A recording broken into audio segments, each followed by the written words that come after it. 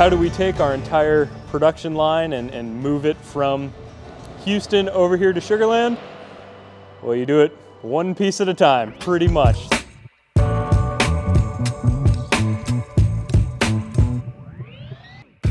We're still going to have our Houston facility, and we'll have our remount operations there. We'll have our service operations there. All of our new production, all of our new E units, all of our new MSU units, all of that is going to be over here at our new facility in Sugar Land.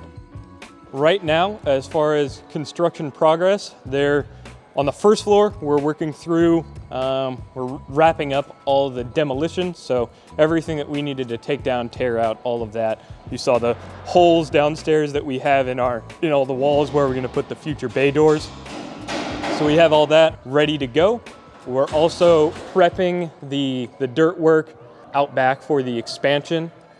And then up here on the second floor, since this is an existing building, we were able to get in here and start with all of our framing and the one side drywall. So right now it's really going through all the HVAC and all the mechanical.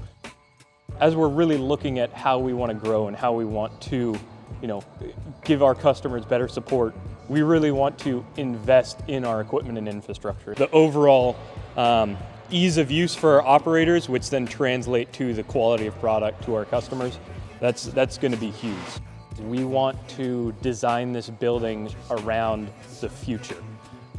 So even down to how wide our aisles are in the production area, we're looking at that to make sure we can accommodate mobile robotics and automation that are moving our parts to the production line and moving our modules through the production line. My favorite thing is I'm never bored. I can't tell you the last time I've had nothing to do at work. It's every day I come in, there's something new and something I need to figure out, and that's ultimately what I really enjoy doing. Thanks for joining me on this update. It's a very exciting build process. There's a lot of moving parts, and I'm really looking forward to what comes next. So I hope you come join us again, and I'll give you some more updates in our next episode.